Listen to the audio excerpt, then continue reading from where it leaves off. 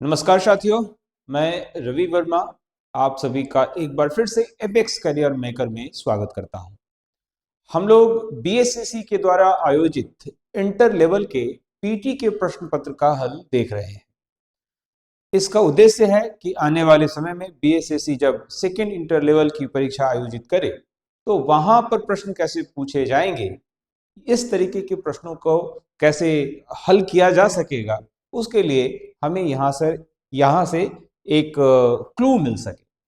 इसी क्रम को आगे बढ़ाते हुए आज मैं फिर आपके सामने बीएसएससी के इंटर लेवल का एक और प्रश्न पत्र लेकर आया हूं।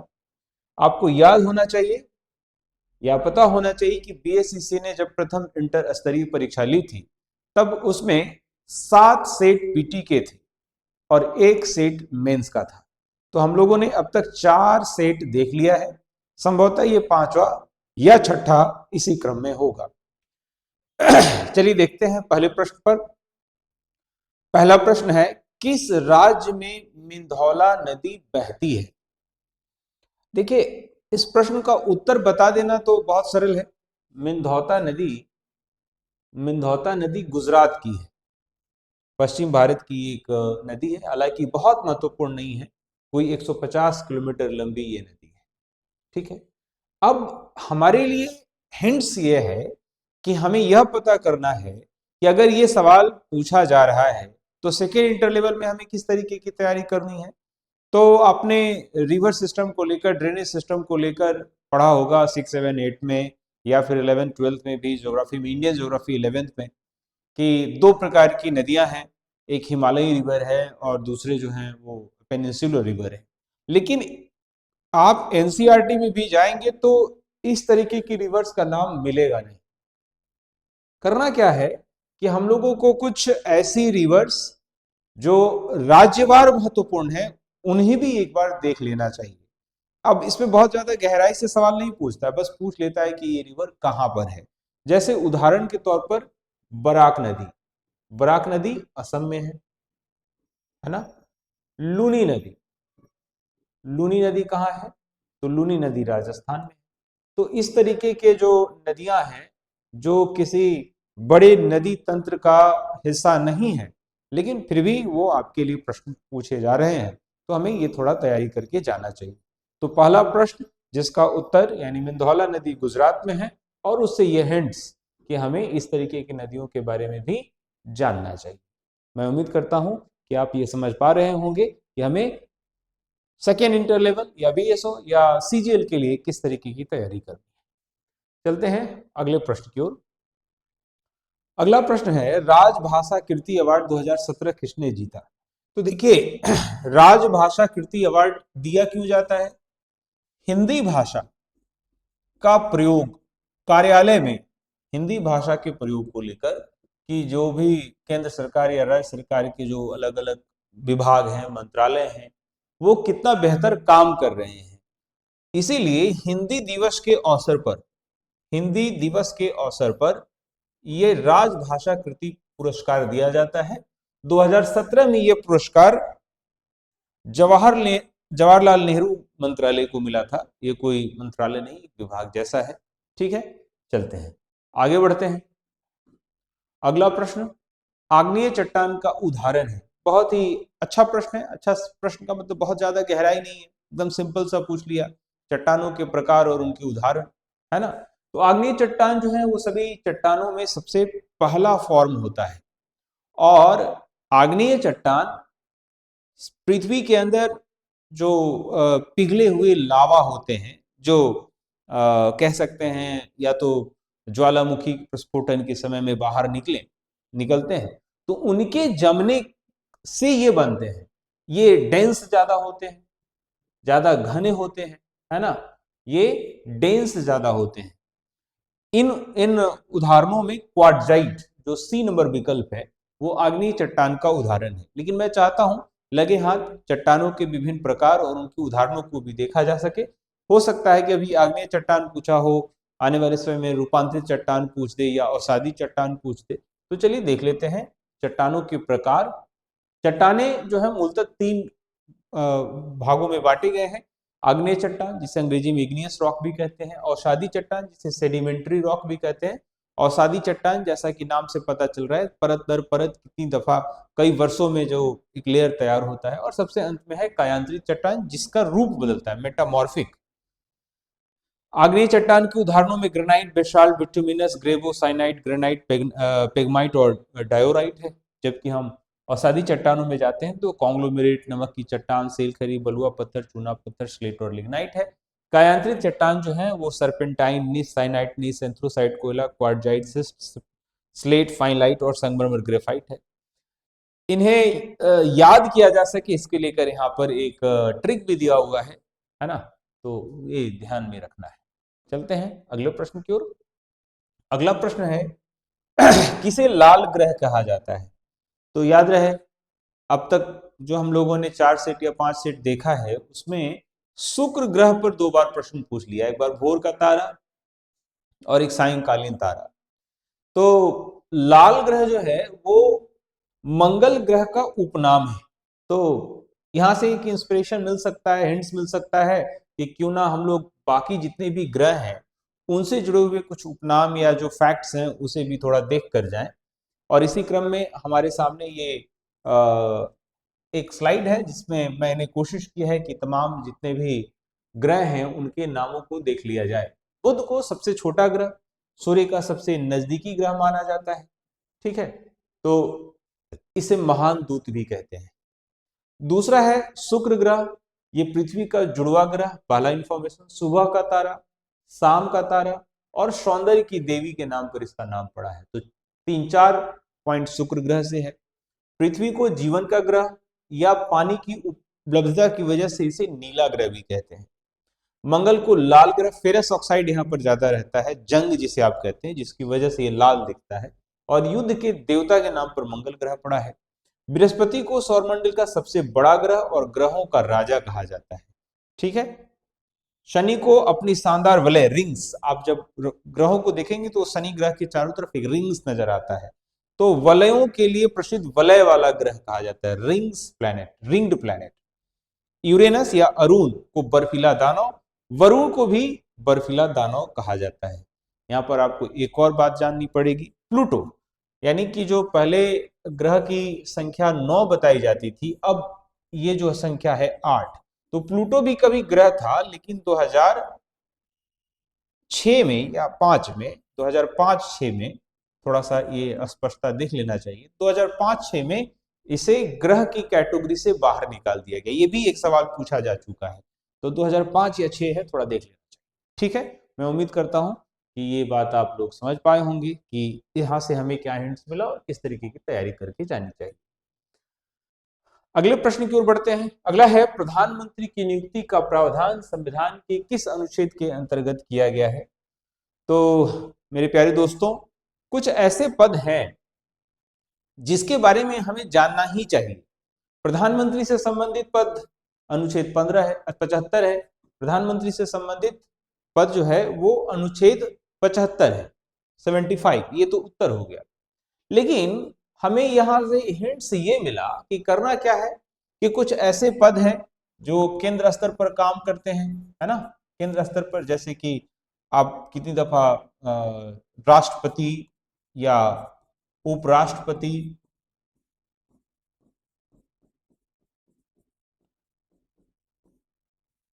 चीफ जस्टिस ऑफ इंडिया, है ना, कंट्रोलर ऑडिटर जनरल, यूपीएससी के चेयरमैन, है ना, इस तरीके के जो पद हैं उन्हें हमें क्या करना है, उनके उनसे संबंधित जो आर्टिकल है उसको देख लेना है। राज्य स्तर पर हम जाए तो राज्य स्तर पर क्या करना है, राज्यपाल का पद,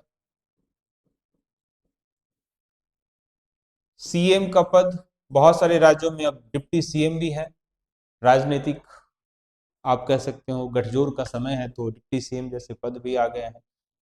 हाई कोर्ट में जो सीजेआई होते हैं, हाई कोर्ट के जो मुख्य न्यायाधीश होते हैं, राज्यों में बीपीएससी होता है ना, कैग है, उसी तरीके से यहाँ महाधिवक्ता भी आता है एक पद। तो ये तमाम जो राज्यों को रिप्रेजेंट करने वाले पद हैं, इनकी संवैधानिक स्थिति क्या है, इसको लेकर आपको देखना चाहिए, है ना। तो कुल मिलाकर मैंने आपसे ये कहा कि ये प्रश्न हमें यह हिंट्स देता है कि जो भारत के महत्वपूर्ण पद हैं जैसे यहाँ पे एक नाम लोकसभा अध्यक्ष है, यहाँ पर विधानसभा अध्यक्ष है। तो इस तरीके के पदों की भी संवैधानिक स्थिति हमें जान लेनी चाहिए। अगला है, भारत में अवशिष्ट शक्तियां किसमें निहित है? अवशिष्ट शक्तियों को पहले समझते हैं, उसके बाद इसका उत्तर जानने की कोशिश करते हैं। आपको पता होगा कि केंद्र की ताकत को, इनकी जो शक्तियां हैं उसको संघ सूची में शामिल किया गया। ठीक है, राज्य के लिए राज्य सूची, और केंद्र और राज्य दोनों को मिलाकर भी एक बनाया गया जिसे कहा गया समवर्ती सूची, यानी ऐसे विषय जिसपे दोनों महत्व है, लेकिन एक ऐसा जो इन तीनों में नहीं है उसे कहा गया अवशिष्ट शक्तियां। लेकिन अवशिष्ट शक्ति में भी केंद्र को ही, यानी केंद्र सरकार को ही जिम्मेवार माना जाता है, केंद्र सरकार को ही उसकी रिस्पॉन्सिबिलिटी दी जाती है। तो भारत में अवशिष्ट शक्तियां जो हैं वो केंद्र सरकार में निहित है, केंद्र सरकार में निहित है। विकल्प ए जो होगा इस प्रश्न का उत्तर हो जाएगा। अगले प्रश्न की ओर बढ़ते हैं। अगला प्रश्न है, बिहार के जिलों की संख्या। ये तो बहुत ही सरल प्रश्न है, इस तरीके के प्रश्न जो है वो फ्री में नंबर दिए जाते हैं। 38 इसका उत्तर हो जाएगा। प्रमंडल 9 है, 540 के आसपास ब्लॉक है। थोड़ी जानकारियां और लेनी चाहिए, है ना। आगे चलते हैं। अंतरराष्ट्रीय मुद्रा कोष का मुख्यालय कहाँ है? तो आपको पता होगा वर्ल्ड वार 2 जब इंड हुआ तो बहुत सारे वैश्विक संस्थानों का निर्माण हुआ, जिसमें विश्व बैंक और इंटरनेशनल मॉनेटरी फंड, अंतरराष्ट्रीय मुद्रा कोष काफी महत्वपूर्ण रहा। अंतरराष्ट्रीय मुद्रा कोष और विश्व बैंक दोनों का हेडक्वार्टर जो है वो वाशिंगटन डीसी है।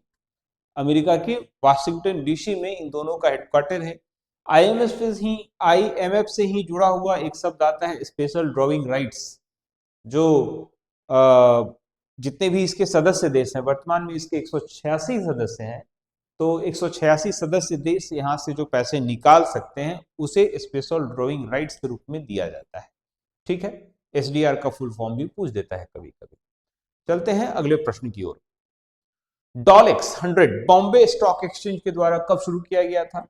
तो डॉलेक्स बॉम्बे स्टॉक एक्सचेंज जो अंतरराष्ट्रीय भारत में जितने भी काम कर रही कंपनियां होती हैं उनके उनके अधिनियम, उनसे संबंधित बातों को देखता है, उसी का कंसेप्ट था। जो अंतरराष्ट्रीय व्यापार में डॉलर का प्रयोग किया जाता है उसकी एक, तो ये जो शुरुआत की गई थी 22 मई 2006 को, 22 मई 2006 को।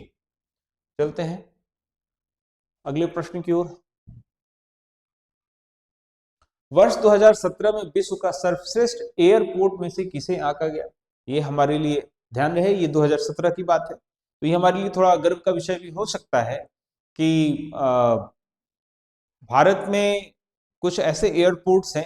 2017 में लगभग 12 ऐसे एयरपोर्ट्स थे जो अपनी स्तरीय सेवा के लिए सूचीबद्ध किए गए थे, जिसमें 2 अंतर्राष्ट्रीय हवाई अड्डा, इंदिरा गांधी अंतर्राष्ट्रीय हवाई अड्डा दिल्ली और छत्रपति शिवाजी अंतर्राष्ट्रीय हवाई अड्डा मुंबई, इन दोनों को सर्वश्रेष्ठ माना गया था। तो इसमें मुंबई का तो नाम नहीं है लेकिन नई दिल्ली का है, जिसे Indira Gandhi international airport, Indira Gandhi international airport इसका नाम है।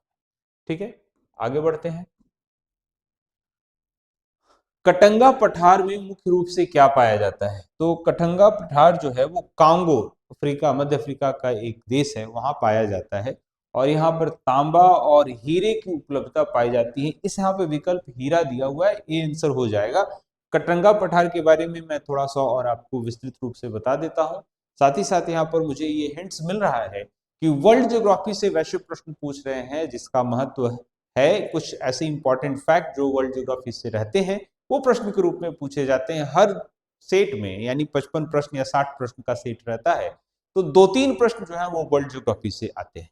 तो ये ध्यान में रखकर जाना है, वर्ल्ड ज्योग्राफी की तैयारी करके जानी है। कटंगा पठार अफ्रीका महाद्वीप के कांगो लोकतांत्रिक गणराज्य में है, ये कांगो है ना, जो अपने तांबे यूरेनियम के विशाल भंडारों के लिए प्रसिद्ध है। यहाँ अंगोला तथा जाम्बिया की सीमाओं के करीब है। ये दक्षिण पूर्वी कांगो लोकतांत्रिक गणराज्य में जो पहले कटंगा प्रांत के नाम से जाना जाता था। यहाँ तांबा भी पाया जाता है और हीरा भी पाया जाता है। ठीक है, चलते हैं अगले प्रश्न की ओर। किससे वर्ष 2016 का एपीजे अब्दुल कलाम पुरस्कार सम्मान दिया गया? आपको मैं बता दूं कि तमिलनाडु की सरकार, बहुत सारे सम्मान ऐसे होते हैं जो राज्य सरकार देते हैं, उनमें से एक सम्मान यह भी है। तमिलनाडु की सरकार जब जयललिता मुख्यमंत्री थी तमिलनाडु की डीएम की पार्टी से, तो उन्होंने एपीजे अब्दुल कलाम के देहांत के बाद वहां पर एक पुरस्कार शुरू किया था। तो 2016 का एपीजे अब्दुल कलाम सम्मान जो है वो पी शनमुगम को दिया गया था, पी शनमुगम को। तो इस तरीके के जो राज्य के भी कुछ महत्वपूर्ण पुरस्कार हैं जो राष्ट्रीय स्तर पर किसी व्यक्ति के नाम पर हैं, वो भी हमारे लिए प्रश्न हो सकते हैं। चलते हैं, किस पंचवर्षीय योजना का मुख्य उद्देश्य समानता के साथ वृद्धि एवं न्यायपूर्ण वितरण था? न्यायपूर्ण वितरण था। अब इस प्रश्न ने हमें हिंट्स दिया। जब भी मैं पंचवर्षीय योजनाओं से संबंधित कोई प्रश्न आपके सामने लेकर आता हूं, तो मैं बार बार कहता हूं कि 2-3 बिंदुओं से ही सवाल पूछे जाते हैं।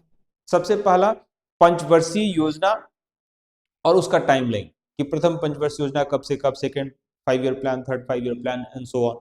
ठीक है, फिर जो इस पूरे टेन्योर में यानी 2017 तक जो पंचवर्षीय योजनाएं चली, 12वीं पंचवर्षीय योजना का जो टाइमलाइन था, इस बीच में 3 साल का एनुअल प्लान, फिर रोलिंग प्लान, अनवरत योजना, है ना, वार्षिक योजना और अनवरत योजना जो आई थी वो कब कब हुआ उसके बारे में। तो पहला टाइमलाइन यानी 5 ईयर प्लान में, यानी हमारे लिए 5 ईयर प्लान में क्या क्या महत्वपूर्ण है। सबसे पहला तो हमें जानना है टाइमलाइन कि कब कौन हुआ। दूसरा हमें क्या जानना है, दूसरा हमें जानना है उद्देश्य, ऑब्जेक्टिव, कि हर 5 ईयर प्लान का कुछ ना कुछ उद्देश्य रहा।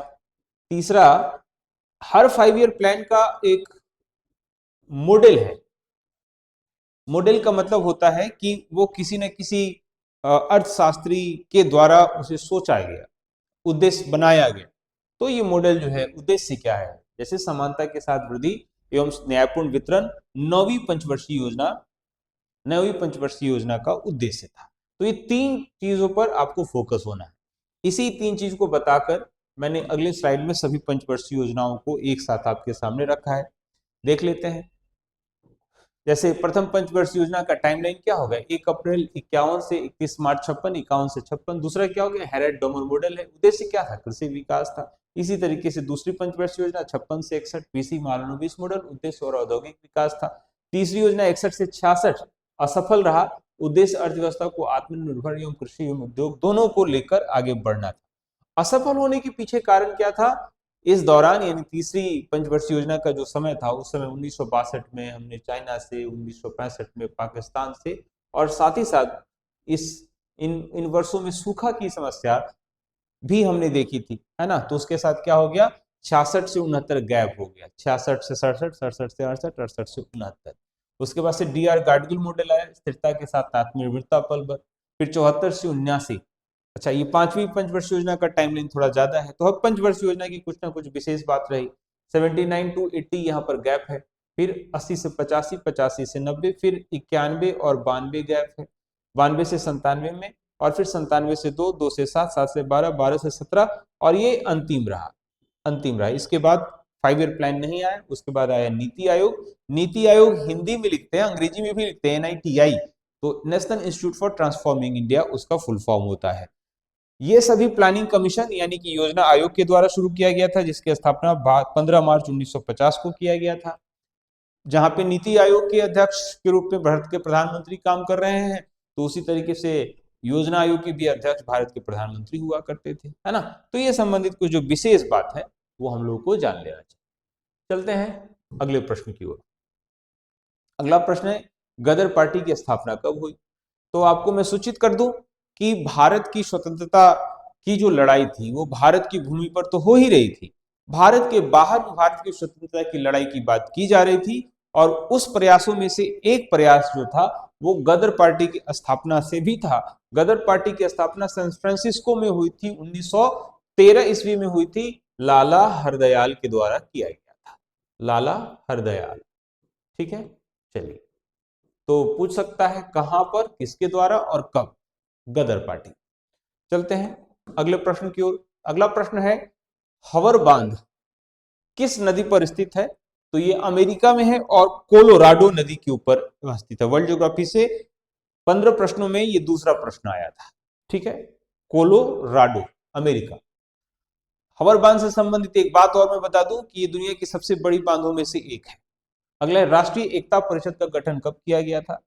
तो भारत की स्वतंत्रता के बाद जो सबसे बड़ी चुनौती भारत सरकार के सामने थी कि भारत की संप्रभुता और एकता और अखंडता को बरकरार रखा जाए, लेकिन किन्हीं वजहों से, जैसे कि भाषा के आधार पर आंध्र प्रदेश बट गया, आंध्र प्रदेश और तमिलनाडु के रूप में, और उसके बाद यही बात आगे जाकर बॉम्बे स्टेट जो था वो गुजरात और महाराष्ट्र के रूप में बंटने लगा था। तो इन जो डिफरेंसेस हैं उन डिफरेंसेस को थोड़ा ठीक रखा जाए, और सभी राज्य मिलजुल कर रहे हैं, देश में सभी मिलजुल कर रहे हैं, चाहे वो भाषा की विभिन्नता हो, धर्म की विभिन्नता हो, रहन जीवन शैली की भिन्नता हो, उसके बावजूद भी हम साथ में रहे। तो यह प्रयास जो था वो पंडित जवाहरलाल नेहरू के समय में ही 1961 में किया गया था, एक संस्था बनाकर जिसका नाम था राष्ट्रीय एकता परिषद, जिसका ऑब्जेक्टिव था कि we live together united despite of lots of differences. ठीक है, तो ये था। चलते हैं अगले प्रश्न की ओर।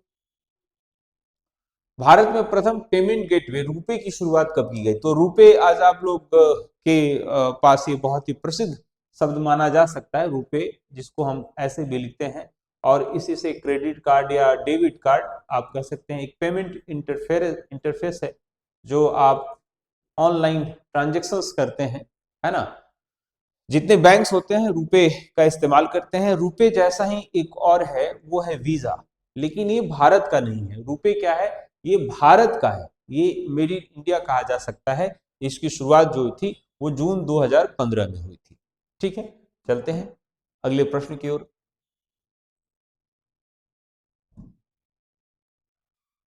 स्वतंत्र भारत के प्रथम शिक्षा मंत्री। अब देखिए, सवाल जो है यहाँ पर कंफ्यूज भी लोग हो सकते हैं, और विकल्प भी ऐसा दिया हुआ है। स्वतंत्र भारत का प्रथम शिक्षा मंत्री अगर कहा जाए तो ये 1947 हो सकता है, लेकिन कभी कभी आप इसे मिस इंटरप्रेट कर कर ऐसा कह सकते हैं कि जो पहला मंत्रिमंडल बना था चुनाव के बाद 1952 में, तो उसमें उसमें शिक्षा मंत्री किसको बनाया गया था। ठीक है, तो स्वतंत्र भारत का जो प्रथम प्रधान शिक्षा मंत्री जो 1947 में थे, वो थे अबुल कलाम आजाद। तो यहां पर एक बात देखना होगा, भारत के प्रथम जो शब्द हैं ये विविध सेक्शन का एक हिस्सा हुआ। ये दूसरा सवाल हो सकता है कि ये जो अंतरिम सरकार बनी थी, तो दो स्लाइड है, इसे बार बार देखना चाहिए। भारत के प्रथम को लेकर मैंने यहाँ पर एक स्लाइड आपके सामने रखा है, जिसमें अलग अलग पदों पर पहले राष्ट्रपति, पहले उपराष्ट्रपति, पहले प्रधानमंत्री, पहले रक्षा मंत्री, पहले विदेश मंत्री, गृह मंत्री, वित्त मंत्री, रेल मंत्री, कृषि मंत्री, कानून मंत्री, सूचना एवं प्रसारण मंत्री, अलग अलग जो नाम है उनको एक बार आपको देख लेना चाहिए। खास करके अगर बिहार की परीक्षा में जा रहे हैं तो डॉक्टर राजेंद्र प्रसाद को जान जाइए, जगजीवन राम जी को जान जाइए, है ना। ये सवाल के रूप में आ भी सकते हैं, ऐसे ये सभी नाम ही बहुत महत्वपूर्ण है, आपको देख लेना चाहिए। चलते हैं अगले प्रश्न की ओर। अगला प्रश्न है, भारत में शून्यकाल कब शुरू किया गया था? तो शून्यकाल का मतलब क्या होता है? संसद जब कार्यवाही में होता है, सामान्यतः हमारे यहाँ 3 संसद के सत्र होते हैं। संसद के सत्र जो होते हैं वो 3 होते हैं। संसद सत्र जो होता है वो 3 होता है। ठीक है, बजट सत्र जो फरवरी में शुरू हुआ, मानसून सत्र जो मई या जून में कभी, है ना, और उसके बाद से शीत सत्र, ये तीनों सत्र में चलता है। तो 12 बजे, ठीक 12 बजे जैसे ही सत्र शुरू हुआ, 10 बजे या 10 साढ़े 10 में शुरू हुआ, तो साढ़े 10 से लेके 12 बजे के बीच प्रश्नकाल रहता है ना। प्रश्नकाल के ठीक बाद 12 बजे के ठीक बाद जो समय आता है उसको बोलते हैं शून्यकाल। तो प्रश्नकाल में क्या है कि आपको पहले से तैयारी करना है, और अलग जितने भी विभागीय मंत्री हैं उनसे आप सवाल ले सकते हैं।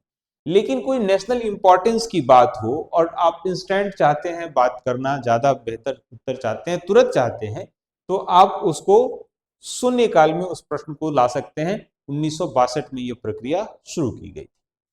चलिए आगे बढ़ते हैं। वर्ष 2015-16 के लिए इंदिरा गांधी अवार्ड से किसे सम्मानित किया गया? इंदिरा गांधी अवार्ड जो था उस वर्ष टीएम श्री कृष्णा को मिला था।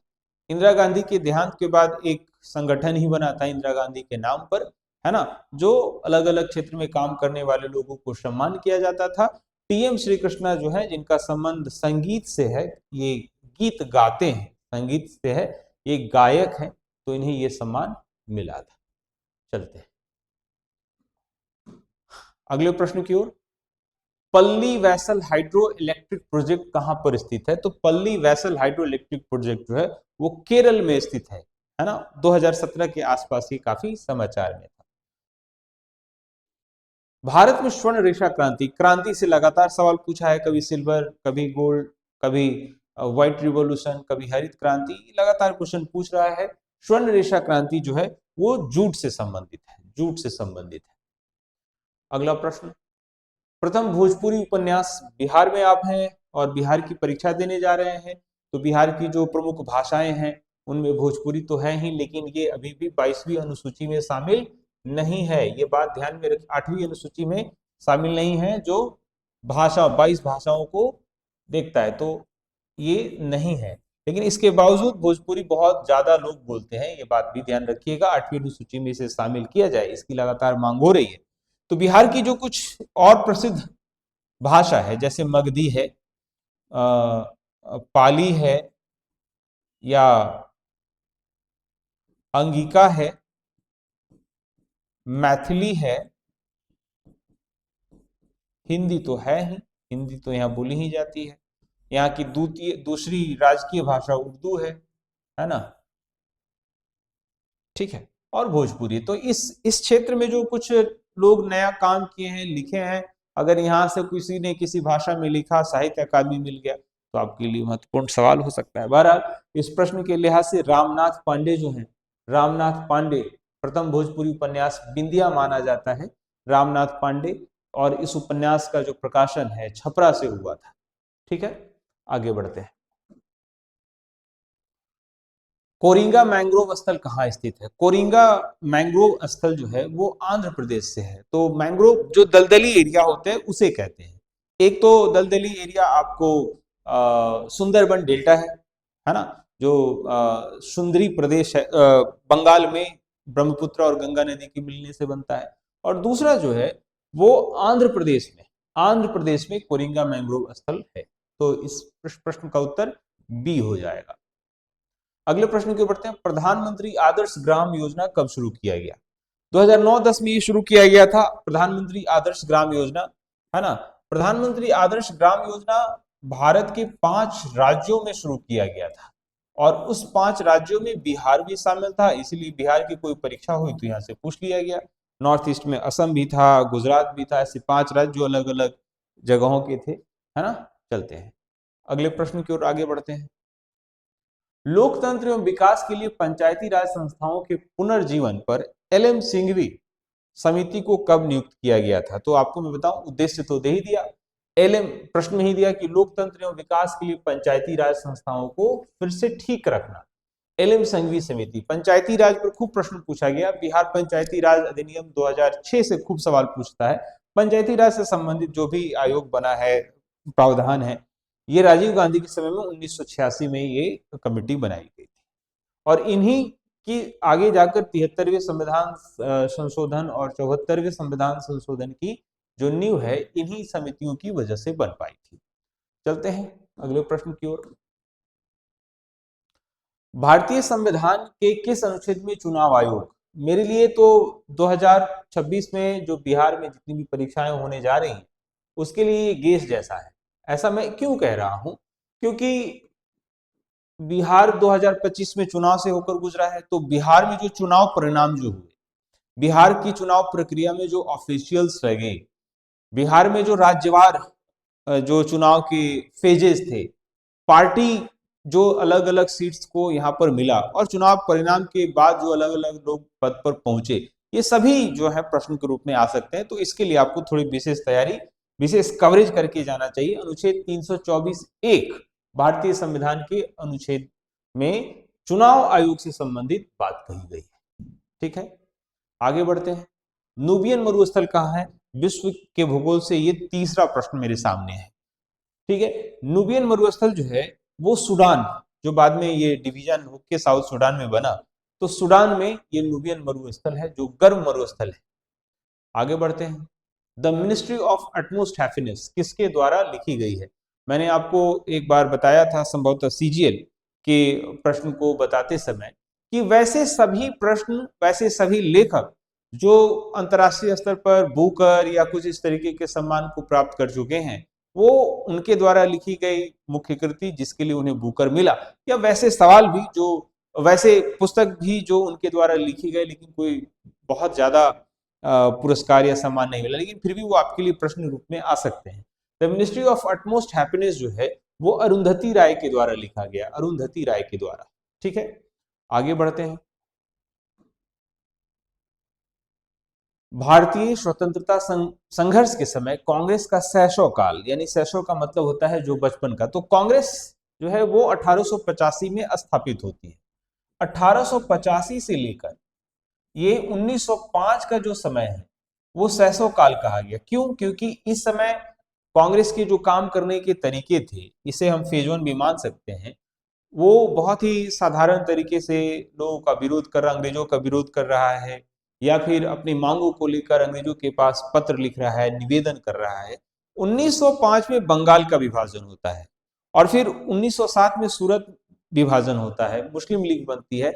तो कांग्रेस का एक उठापटक का दौर माना जा सकता है जो 1905 से लेकर 1915 तक होता है। ये मैं कांग्रेस का दूसरा फेज मानता हूं। और फिर 1916 में लखनऊ अधिवेशन होता है। 1915 में महात्मा गांधी लौटकर भारत आते हैं और महात्मा गांधी के नेतृत्व में अलग अलग आंदोलन होते हैं। महात्मा गांधी के द्वारा लाए गए 3 प्रमुख आंदोलन है ना, जिसमें असहयोग आंदोलन, सविनय अवज्ञा आंदोलन और भारत छोड़ो आंदोलन, ये सारे जो है 1915 के बाद शुरू होते हैं। तो 1915 से लेकर 1947 जो है वो तीसरा फेज माना जा सकता है।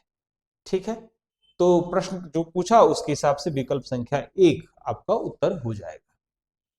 आगे बढ़ते हैं। राष्ट्रीय ग्रामीण स्वास्थ्य मिशन कब शुरू किया गया? तो भारत सरकार की तरफ से बहुत सारे ऐसे प्रयास किए जाते हैं जो अलग अलग लाभ को देने के लिए है।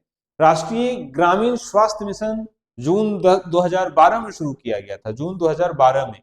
मेरी ऐसी गेस यहाँ से निकल कर आती है कि अभी नवीनतम जो 2-3 योजनाएं जो हैं वो जरूर पूछेगी। उसमें से जी राम जी योजना, विकसित भारत जी राम जी एक्ट 2025 है, जो कुछ दिनों में पारित होने के बाद एक कानून के रूप में बन जाएगा, तो वो वहां से सवाल ले सकते हैं। या फिर अभी आपको पता होगा कि एक इंश्योरेंस योजना लाई गई है जो वृद्ध जनों को, जिसकी उम्र 70 साल हो गई है, उनके लिए वयोवृद्ध योजना करके है, जो 5 लाख तक उन्हें प्रधानमंत्री के नाम से ये शुरू किया गया है ना। तो ये कुछ महत्वपूर्ण योजनाएं हैं जो हाल फिलहाल हैं, उनको जानना चाहिए। आगे बढ़ते हैं। वैज्ञानिक और औद्योगिक अनुसंधान परिषद CSIR का मुख्यालय कहां पर स्थित है? तो CSIR का मुख्यालय नई दिल्ली में स्थित है। आपको मैं बता दूं कि CSIR जो है वो भारत में वैज्ञानिक और औद्योगिक अनुसंधान को लेकर काफी काम कर रहा है, और ऐसा इस काम का करने का जो श्रेय है वो शांति स्वरूप भटनागर को दिया जाता है। इसलिए विज्ञान के क्षेत्र में जो कोई अच्छा काम करता है तो इन्हीं के नाम पर एक अवार्ड शुरू किया गया था, शांति स्वरूप भटनागर पुरस्कार दिया जाता है। चलते हैं अगले प्रश्न की ओर। किस संवैधानिक संशोधन द्वारा वर्ष 2026 तक लोकसभा की सीटों की पुनर्निर्माण पर प्रतिबंध लगा दिया गया? तो ये भी सवाल हिंट देता है, क्योंकि 2026 में परिसीमन होना है। 84वां संविधान संशोधन हुआ था, उसमें ऐसा कहा गया था। आपको पता ही होगा कि नया संसद भवन बना है ना, नया संसद भवन बना है, पुराने संसद भवन को छोड़ दिया गया है, और इसके पीछे का उद्देश्य क्या था कि 2026 में जो है वो परिसीमन होना है। परिसीमन का मतलब जैसे 1991, फिर 2001 की जनगणना, 2001 की जनगणना के अनुसार भारत की जनसंख्या 102 करोड़ के आसपास थी। वहीं जब हम पहुंचते हैं 2011 की जनगणना तो 121 करोड़। अब 2026 तक हम लगभग 140 करोड़ हो गए हैं। तो जैसे जैसे जनसंख्या बढ़ रहा है तो मेंबर ऑफ पार्लियामेंट की संख्या जो है वह भी बढ़नी चाहिए। तो अब ये 2026 में परिसीमन होगा और लोकसभा के सदस्यों की संख्या बढ़ेगी। तो यही प्रश्न पूछा। मुझे लगता है कि इससे संबंधित सवाल आ सकता है, क्योंकि यही वो साल है। तो मुझे लगता है यहां से सवाल आना चाहिए। आगे बढ़ते हैं। जालियांवाला बाग हत्याकांड की घटना कब हुई थी? 1919 में हुई थी। जो थोड़ी गहराई के साथ गया है तो 13 अप्रैल 1919 को हुआ था, और इसी दिन बैसाखी का साल था, और 1919 में रॉलेट एक्ट के विरोध में सैफुद्दीन किचलू को गिरफ्तार किया गया था। बहुत महत्वपूर्ण इंसिडेंट है ये। ठीक है, आगे बढ़ते हैं। समाज में धन के वितरण की असमानता को कम करने के लिए कौन सा कर सहायक होता है? तो प्रगतिशील कर। प्रगतिशील का कर मतलब है जैसे जैसे आपका इनकम बढ़ेगा, जैसे जैसे आपका इनकम बढ़ेगा वैसे वैसे टैक्स का दर भी बढ़ेगा। अगर आप कम आय अर्जित करेंगे तो आपको टैक्स भी कम देना पड़ेगा। ये सबसे साइंटिफिक माना जाता है प्रगतिशील कर। ठीक है, आगे बढ़ेंगे। अखिल भारतीय बैडमिंटन एसोसिएशन का प्रथम लाइफ टाइम अचीवमेंट अवार्ड से किसे सम्मानित किया गया? प्रकाश पादुकोण को ऐसा किया गया। जानी मानी सिने अभिनेत्री दीपिका पादुकोण के पिता हैं प्रकाश पादुकोण, बैडमिंटन में बहुत बड़े नाम है। ये बाद में हॉलीवुड में भी फिल्म निर्माण कार्य से जुड़े हुए थे। अगला प्रश्न है, इनमें से कौन सी कंपनी नवरत्न कंपनी में शामिल है? तो आपको मैं बताऊं कि भारत में जितनी भी कंपनियां हैं उनका कुछ वर्गीकरण है। जैसे नवरत्न है, महारत्न है, नवरत्न है और मिनी रत्न है। महारत्न सबसे ऊपर है ना, और उसके बाद से नवरत्न और फिर मिनी रत्न। जो सवाल पूछा है वो पूछा है नवरत्न कंपनी और शामिल है, तो ये जो एमटीएनएल है, एमटीएनएल महानगर टेलीफोन से जुड़ा हुआ निगम लिमिटेड, महानगर टेलीफोन निगम लिमिटेड, तो ये जो है वो नवरत्न कंपनी में। लेकिन ये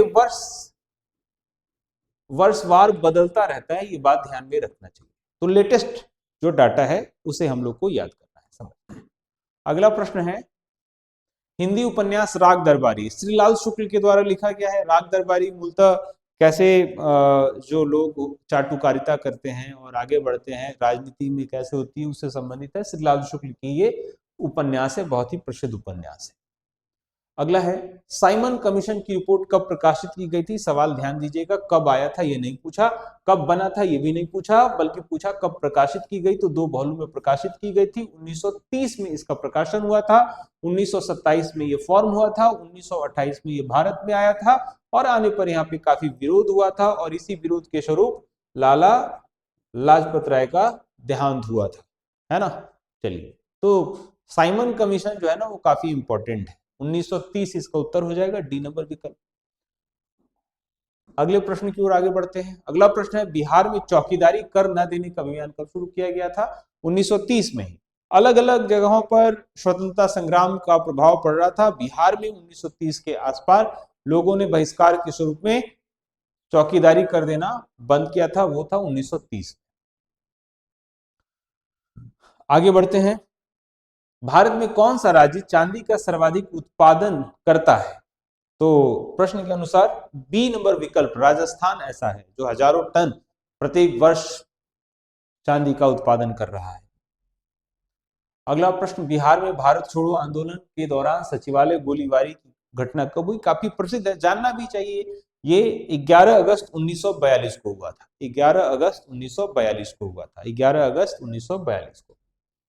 चलते हैं, इससे संबंधित थोड़ी बात देख लें। आप देख रहे हैं ये विधानसभा के समीप, ये बिहार विधानसभा के सामने एक सप्त मूर्ति बना हुआ है। ये 11 अगस्त 1942 को भारत छोड़ो आंदोलन के दौरान कुछ स्कूली विद्यार्थी थे जो कुछ 7, 8, 9, 10वीं कक्षा में पढ़ते थे, और उन्होंने वहां पर जाकर तिरंगा फहराने का प्रयास किया था, और वहां पे डब्ल्यू.जी. आर्चर के आदेश पर पुलिस ने गोलियां चलाई थी, जिसमें ये शहीद हो गए थे। कभी कभी ये शहीदों के नाम भी पूछ देते हैं। उमाकांत प्रसाद सिंह, रामानंद सिंह, सतीश प्रसाद झा, जगपति कुमार, देवीपत चौधरी, राजेंद्र सिंह और राय गोविंद सिंह, ये नाम है। ठीक है, आगे बढ़ते हैं। अगला प्रश्न है, टीटी काका झील कहाँ अवस्थित है? टीटी काका झील जो है बोलीविया एवं पेरू, अमेरिका में स्थित है। ये वर्ल्ड ज्योग्राफी से पूछा जाने वाला चौथा सवाल है। ठीक है, आगे चलते हैं। भारतीय संविधान के किस अनुच्छेद में राज्य वित्त आयोग, देखो राज्य वित्त आयोग के बारे में बता दूं, पहले तो इसकी संवैधानिक स्थिति बताऊं कि अनुच्छेद 243(1) में है, राज्यपाल के आदेश पर यह बनता है और इसका उद्देश्य क्या होता है, जो पंचायती वित्त व्यवस्था है, पंचायत में जो वित्त व्यवस्था है उसका ध्यान रखना, पंचायत में वित्त व्यवस्था। ठीक है, चलते हैं अगले प्रश्न की ओर आगे बढ़ते हैं। जुलाई 2017 में 22वां एशियन एथलेटिक्स चैंपियनशिप कहां हुआ था, भुवनेश्वर में हुआ था। खेलो इंडिया अभी हो रहा है, कहां हो रहा है ये पता होना चाहिए, ये सवाल आ सकता है। चलते हैं अगले प्रश्न की ओर। द कोलिशन ईयर्स, ईयर्स ईशर्स यहां लिखा गया, the coalition years, coalition years जो है वो गठबंधन के दौर पर आधारित है, गठबंधन के दौर पर आधारित है, 2012 तक की राजनीति को कवर करता है, 1994-95 से लेकर जो 2012 तक की राजनीति है उसको कवर करता है। ये प्रणब मुखर्जी के द्वारा लिखा गया है, जो भारत रत्न से सम्मानित है ना, इन्हें ये राष्ट्रपति भी रहे, बाद में जाकर राष्ट्रपति बने, उसके पहले ये विदेश मंत्री और फिनांस मिनिस्टर दोनों ही रह चुके थे। ठीक है, आगे बढ़ते हैं। भारतीय राष्ट्रीय कांग्रेस के दूसरे अध्यक्ष कौन थे, तो भारतीय राष्ट्रीय कांग्रेस के कुछ महत्वपूर्ण अध्यक्ष रहे हैं, उनको जानना चाहिए। दादा भाई नौरोजी हैं, दादा भाई नौरोजी 3 दफा भारतीय राष्ट्रीय कांग्रेस के अध्यक्ष बने थे। मैं चाहता हूं कि भारतीय राष्ट्रीय कांग्रेस के जो अलग अलग महत्वपूर्ण अध्यक्ष हैं उनके बारे में आपको जान लेना चाहिए। जैसे WC बनर्जी सबसे पहले अध्यक्ष, मुंबई में ये 72 सदस्यों के साथ पहला बैठक लिए थे। दूसरा दादा भाई नौरोजी कोलकाता में, और लगभग 300 से ज्यादा सदस्य थे। 1887 में सैयद बदरुद्दीन तैयब जी, और ये क्यों, क्योंकि ये पहले मुस्लिम थे। जॉर्ज जूलिया 88 में, क्यों, क्योंकि ये पहले अंग्रेज प्रेसिडेंट थे। तो 85, 86, 87, 88 ये लगातार है। 1905 भी महत्वपूर्ण है, क्यों, क्योंकि इस साल विभाजन हुआ था। गोपाल कृष्ण गोखले 1905 स्वदेशी मूवमेंट यहाँ से शुरू किया गया था बंगाल में, है ना। उसके बाद से 1907 रास बिहारी बोस, क्यों, क्योंकि कांग्रेस में इसी वर्ष नरम दल और गरम दल में विभाजन हुआ था। ऐसी मजूमदार लखनऊ क्यों महत्वपूर्ण है, क्योंकि 1916 के लखनऊ पैक्ट से ही मुस्लिम लीग और INC मिली थी, साथ ही नरम दल और गरम दल भी मिलकर एक हुए थे, और 1916 में महात्मा गांधी जो है वहां पर भाषण देते हैं लखनऊ में, और उनकी भाषण को सुनकर राजकुमार शुक्ल काफी इंस्पायर्ड होते हैं और उन्हें चंपारण बुलाते हैं, और फिर चंपारण में पहुंचते हैं, और फिर मोहनदास करमचंद गांधी कैसे महात्मा गांधी बनते हैं। फिर 1917 क्यों, क्योंकि ये पहली महिला आयरिश लेडीज हैं, आयरलैंड की हैं। उसके बाद से MK गांधी 1924 में, महात्मा गांधी कभी सदस्य थे नहीं, लेकिन फिर भी कर्नाटक का बेलगाम एक जगह है वहां पर। जवाहरलाल नेहरू 1929, जो स्वाधीनता को लेकर प्रयास किया गया था, यहां से ही शुरू हुआ था। सुभाष चंद्र बोस 1938 क्यों महत्वपूर्ण, क्योंकि ये पहली दफा ऐसे व्यक्ति बने जो आगे जाकर कांग्रेस के पद से छोड़े, और उसके बाद से इन्होंने फॉरवर्ड ब्लॉक की स्थापना की थी। 1939 में फिर से चुने गए थे, लेकिन उन्होंने इस्तीफा दिया था, जिसे त्रिपुरी संकट का नाम दिया गया, और डॉक्टर राजेंद्र प्रसाद जो है वो अध्यक्ष बने थे। उसके बाद से JB कृपलानी 1946 में, क्यों, क्योंकि ये स्वतंत्रता के समय सबसे आखिर, और 1947 के समय पंडित जवाहरलाल नेहरू। तो ये जो कुछ महत्वपूर्ण सेशन है और उनके जो अध्यक्ष हैं उन्हें ध्यान में रखना चाहिए, सवाल आते ही रहते हैं। अगला प्रश्न है, एजेंडा 21 किससे संबंधित है, पर्यावरण परिवर्तन को लेकर एक बैठक की गई थी 1992 में रियो डी जेनेरियो ब्राजील में। तो ये एजेंडा 21 इसी से संबंधित एक डॉक्यूमेंट है। अगला प्रश्न है, पुरुष एकल फ्रेंच ओपन टेनिस, मैंने पहले भी बता दिया है कि टेनिस से संबंधित 4 महत्वपूर्ण कप हो सकता है, उसमें US है, विंबलडन है, फ्रेंच है ना, ऑस्ट्रेलियन ओपन है। तो ये सभी को याद करके जाना है। फ्रेंच ओपन यहां पर पूछा, और उस साल 2017 में राफेल नडाल इसे जीते थे। बिहार में प्रसिद्ध मंदारगिरी पर्वत बांका में स्थित है। कौन सा एक व्यावसायिक संगठन है, बांका से संबंधित। और मैं बात बता दूं कि ऐसे भी मैंने आपको बताया है कि बिहार में जितने भी महत्वपूर्ण जगह हैं, चाहे जिसका धार्मिक दृष्टिकोण हो या फिर राजनीतिक हो, प्राकृतिक हो, उन्हें जानना चाहिए। बांका में जो मंदारगिरी पर्वत है उसे माना जाता है कि जैन धर्म से इसका संबंध है, और जैन के जो तीर्थंकर रहे हैं उनमें से एक तीर्थंकर का संबंध रहा है। ठीक है, आगे चलते हैं। कौन सा एक व्यावसायिक संगठन है, तो एसोचैम है association of chamber of commerce. ठीक, अगला प्रश्न, हडसन जल संधि किसे जोड़ती है? हडसन की खाड़ी और लैब्राडोर सागर से हडसन। ये वर्ल्ड ज्योग्राफी से 5वां सवाल है।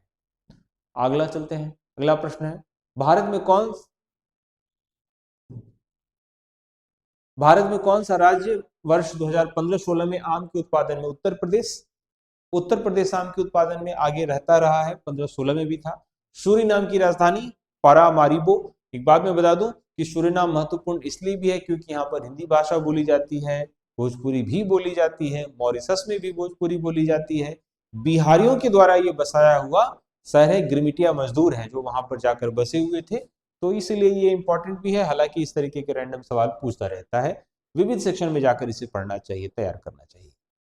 अगला प्रश्न, यक्षगान लोक नृत्य संबंधित है, कर्नाटक से संबंधित है। यक्षगान में आधुनिक जो नाटक हैं या जो फिल्म है, इस तरीके का एक कंबाइंड नृत्य प्रस्तुत किया जाता है जिसका नाम यक्षगान रखा जाता है, इसका संबंध कर्नाटक से है। तो प्रश्न संख्या 55 जो संभवतः इस सेट का आखिर जीएस का सवाल था। तो इस तरीके से हम लोगों ने इंटरमीडिएट यानी कि बीएसएससी के द्वारा आयोजित इंटरमीडिएट लेवल की जो परीक्षा थी उसके पीटी का एक और सेट समझने में सक्षम हो पाए। यहां से बहुत सारी हिंट्स हमें मिले, उसे इंस्पायर्ड होइए, उसे नोट्स बनाइए और सेकेंड इंटर लेवल में थोड़ी मजबूती के साथ पहुंचिए। बहुत बहुत धन्यवाद।